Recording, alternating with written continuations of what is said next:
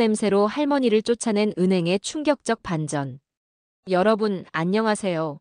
오늘 제가 들려드릴 이야기는 정말 믿기 어려운 실화입니다. 은행에서 냄새가 난다는 이유로 쫓겨난 할머니가 있다면 어떻게 생각하시겠어요? 아마 대부분 당연히 은행이 잘못했지. 너무 비인간적이야. 라고 말씀하실 텐데요. 그런데 정말 만약에 그 할머니가 그 은행의 진짜 주인이었다면 어떨까요? 더 나아가 그 은행을 30년 전 직접 세운 창립주였다면요. 오늘 이야기는 여러분의 상식을 완전히 뒤집어 놓을 거예요. 끝까지 보시면 인생관이 바뀔지도 몰라요. 구독 버튼 먼저 눌러주시고 지금 바로 시작합니다. 2023년 가을, 서울 강남 사거리 한복판에 위치한 대형은행. 평소와 다름없는 화요일 오후 2시, 가을. 햇살이 은행의 거대한 유리창을 통해 로비 전체를 환하게 비추고 있었습니다. 고급스러운 대리석 바닥에는 정장을 차려입은 직장인들과 세련된 옷차림의 고객들이 번호표를 들고 차례를 기다리고 있었죠. 그런데 그때 자동문이 열리면서 예상치 못한 손님이 들어왔습니다. 할머니 한 분이었는데 첫인상부터 범상치 않았어요. 머리칼은 며칠간 감지 않은 듯 기름기로 엉켜붙어 있었고 얼굴에는 거리 생활의 흔적이 역력했습니다. 입고 계신 옷은 원래 색깔을 알아보기 어려울 정도로 때가 묻어 있었고 무엇보다 할머니 주변으로는 묘한 냄새가 퍼져나가기 시작했어요.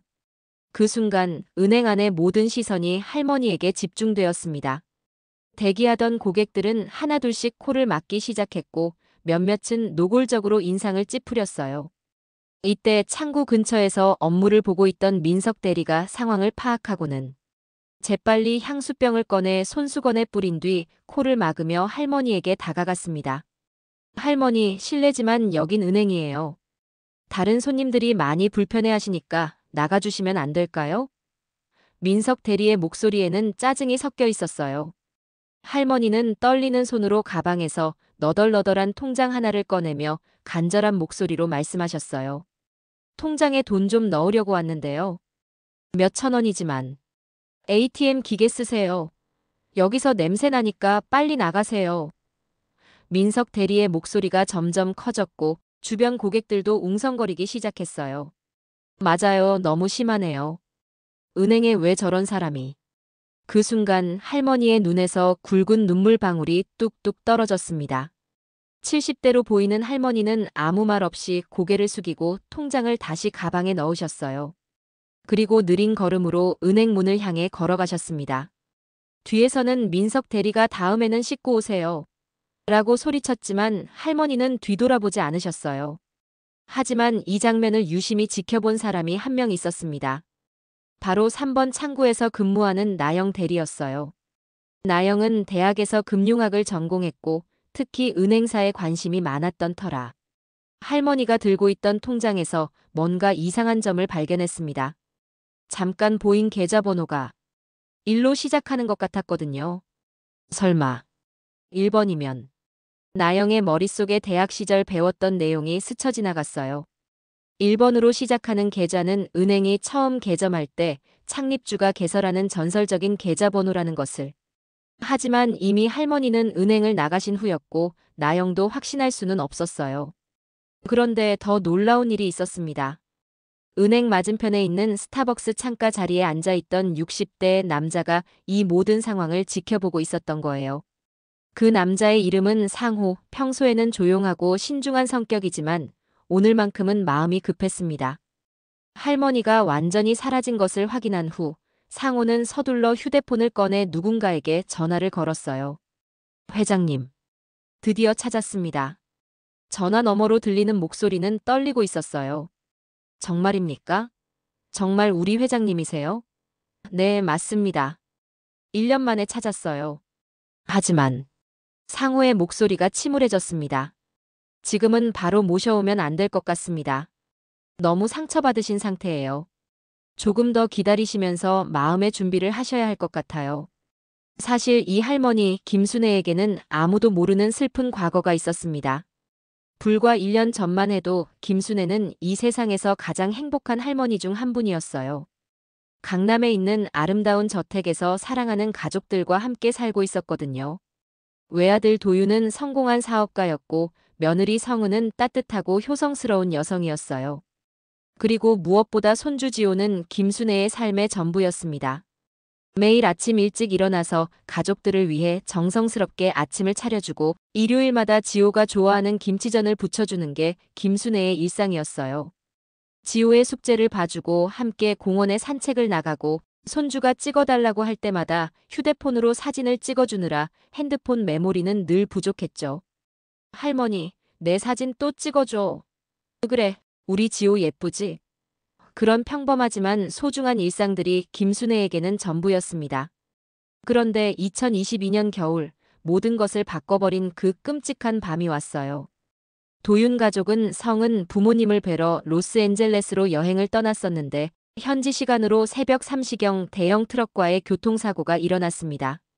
신호 위반을 한 트럭이 도윤이 운전하던 렌터카를 들이받은 거였어요.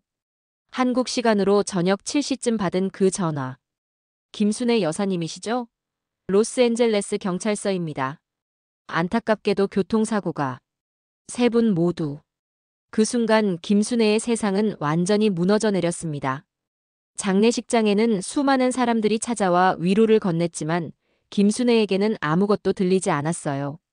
한 번에 3명의 가족을 잃은 슬픔은 상상할 수조차 없는 것이었죠. 장례를 치른 후에도 김순애는 지호의 방에서 나오지 않았어요. 지호가 좋아하던 장난감들, 도윤이 어렸을 때 쓰던 책상, 성은이 정성스럽게 가꿔놓은 화분들. 모든 것이 그들을 떠올리게 했어요. 사람들은 시간이 약이야, 힘내세요라고 말했지만 어떤 상처는 시간마저도 치유할 수 없는 법이었어요.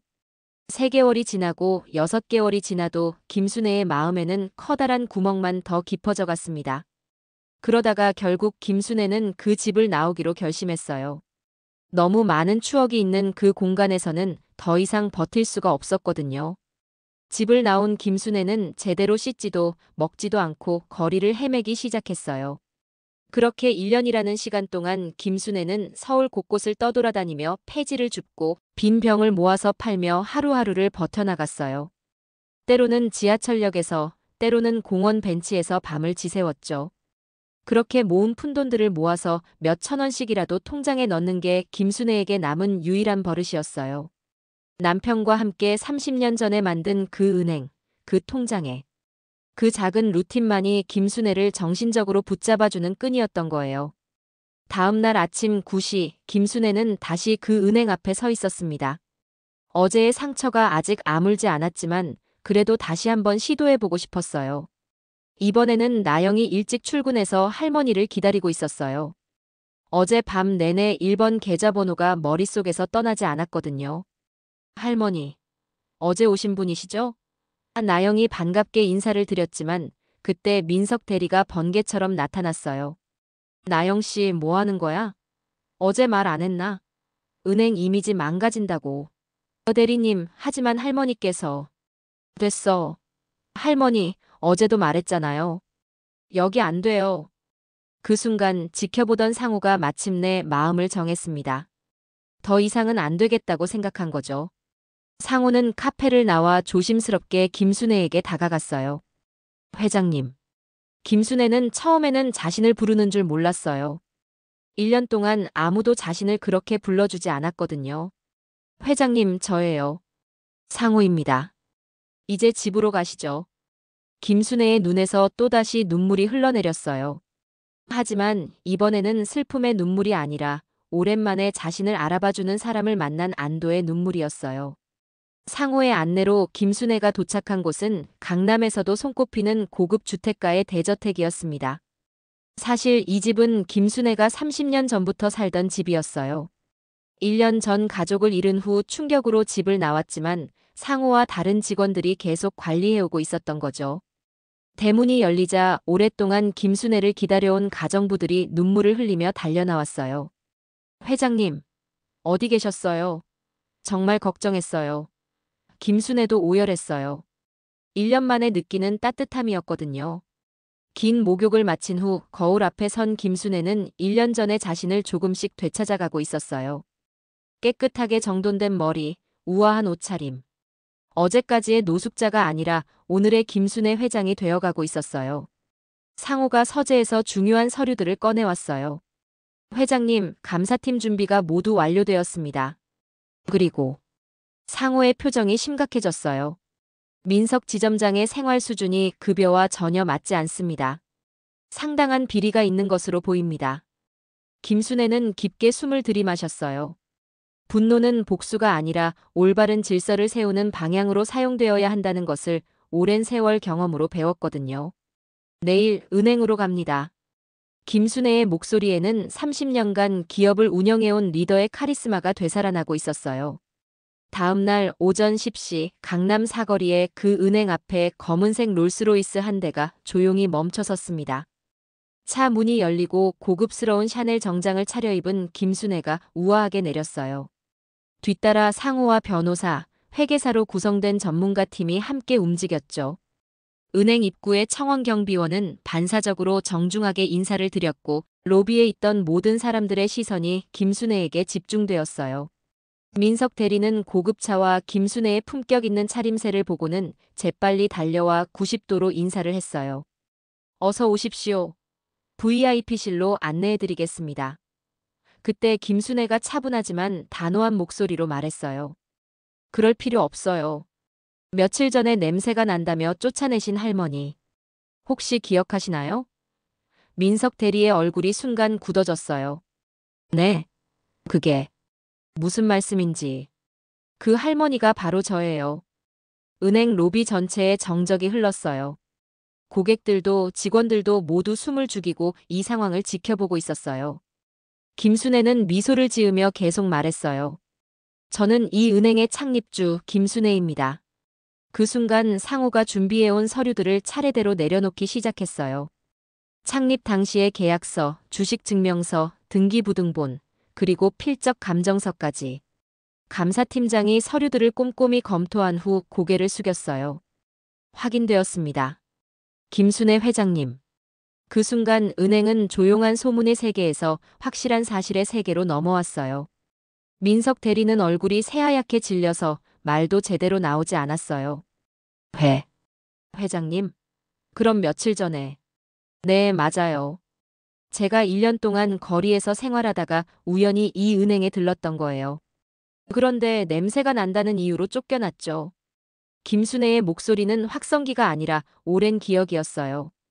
우리 은행을 세울 때의 모토가 뭐였는지 기억하시나요? 누구의 돈이든 똑같이 소중히 다루자, 외모나 신분에 관계없이 모든 고객을 존중하자는 것이었어요. 그런데 지금은 어떤가요? 냄새가 난다고 사람을 등급 매기고 계시네요. 민석 대리는 뒤늦게 예의를 꺼내들려고 했지만 이미 때는 늦었어요. 예의에도 유통기한이 있는 법이니까요. 이미 상에서 악취가 나는 예의는 오히려 더 혐오스러울 뿐이었죠. 그때 감사팀이 준비해온 또 다른 문서 더미를 펼쳤어요.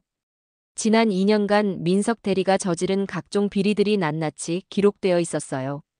유령 회사를 만들어 허위 대출을 받은 건, 고객들의 예금을 이용한 사적 투자, 각종 인센티브와 성과급 빼돌리기, 은행 행사비를 개인적 용도로 사용한 것들. 그 액수를 모두 합치면 무려 26억 원에 달했어요.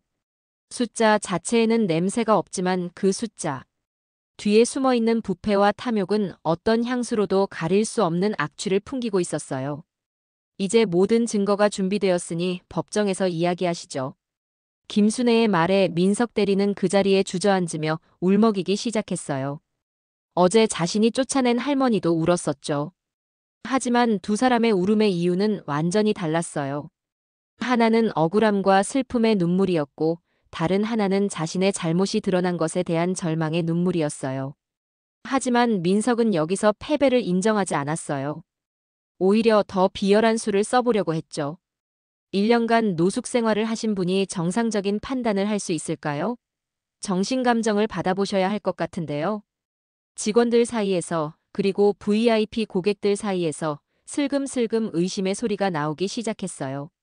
1년간 거리에서 살았다면 정말 정신적으로 문제가 있을 수도. 혹시 치매나 다른 정신질환이. 이사회에서도 조심스럽게 요청했어요. 회장님, 혹시 정신감정이 필요한 것은 아닐까요? 1년간의 공백이 있었으니. 그때 상호가 다시 한번 서류를 내려놓았어요. 이번에는 최신 주식 증명서, 창립 당시 서명과 현재 서명의 필적 감정서, 그리고 무엇보다 중요한 정신건강 진단서 3장이었어요. 서로 다른 대학병원의 정신과 전문의 3명이 각각 독립적으로 김순애를 진단한 결과였는데 3명 모두 동일한 결론을 내렸어요. 김순애 회장님은 판단 능력과 인지 능력에 아무런 문제가 없으며 다만 가족을 잃은 슬픔으로 인한 일시적인 우울 상태였을 뿐입니다. 현재는 정상적인 사고와 판단이 가능한 상태입니다. 회의실에 돌던 소문들은 확실한 문서들 앞에서 무릎을 꿇었어요. 그리고 그 소문들을 퍼뜨리게 한 배후, 즉 민석이 뿌린 돈봉투와 회유, 협박 등이 모두 드러났어요. 의심은 사라지고 부끄러움만이 남았어요. 어제 저를 도우려고 하던 직원이 있었는데 어디 계신가요? 김순애의 질문에 나영이 반쯤 울고 반쯤 웃으며 손을 들었어요. 저입니다, 회장님. 고맙습니다. 당신의 따뜻한 마음을 절대 잊지 않겠어요. 회사에 정말 필요한 건 화려한 스펙에 줄 세우기가 아니라 한 번 더 고개를 들어 사람을 살피는 따뜻한 마음이었어요. 나영은 그날 처음으로 자신의 명찰이 단순한 유니폼 장식이 아니라 고객과의 약속이라는 것을 깨달았어요. 당일 오후 김순애는 전국의 모든 지점과 화상회의를 열었어요. 대형 스크린에는 전국 각지의 지점장들과 직원들이 긴장한 표정으로 화면을 바라보고 있었어요. 김순애는 천천히 그러나 또렷하게 말했어요. 저는 며칠 전 노숙자 행색으로 강남 지점을 방문했다가 냄새가 난다는 이유로 쫓겨났습니다. 전국의 직원들이 화면 앞에서 숨을 죽였어요. 우리 은행이 처음 문을 열 때의 정신을 기억하시나요? 우리는 다시 그 초심으로 돌아갈 겁니다.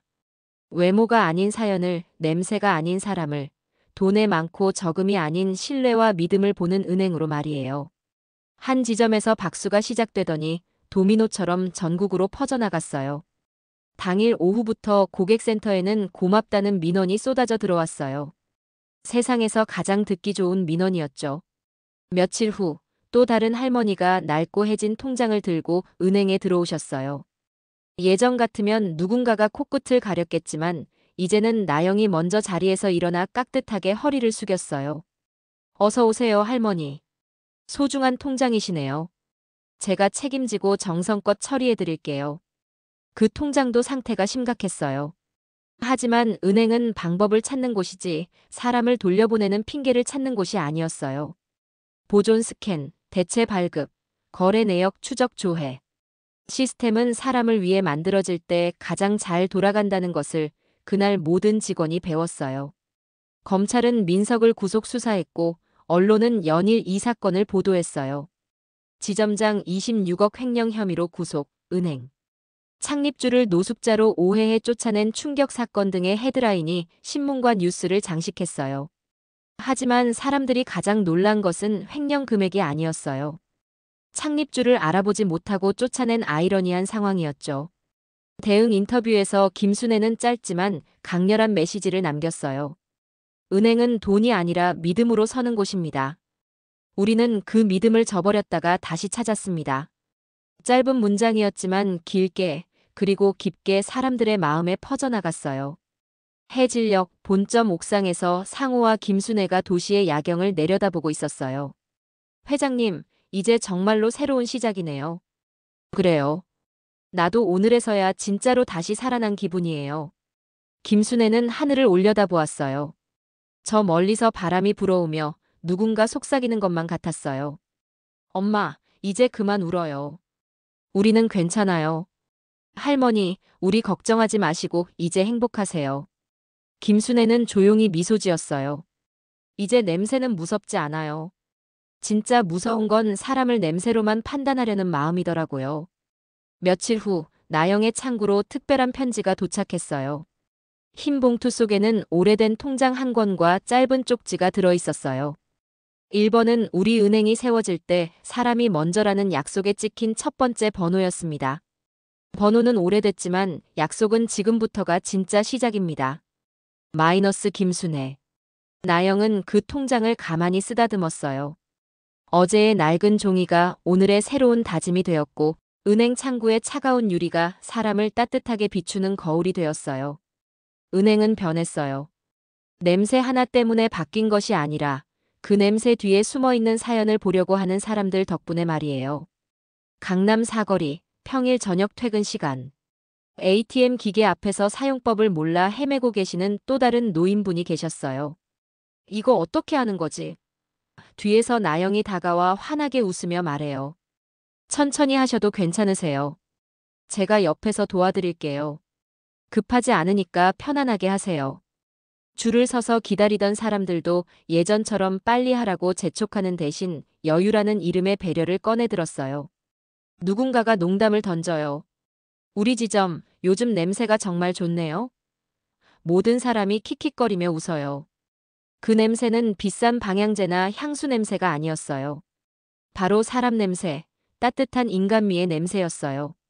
이 이야기를 끝까지 봐주셔서 정말 고맙습니다. 오늘의 교훈은 단순하지만 강력해요. 외모로 사람을 판단하지 말 것, 진짜 냄새는 썩은 마음에서 나는 것, 그리고 작은 친절 하나가 세상을 바꿀 수 있다는 것. 여러분도 오늘부터 나영처럼 한 번 더 돌아보는 사람이 되어보면 어떨까요? 이 이야기가 감동적이었다면 좋아요 버튼 꾹 눌러주시고 구독과 알림 설정도 잊지 마세요. 댓글로 여러분의 생각도 들려주세요.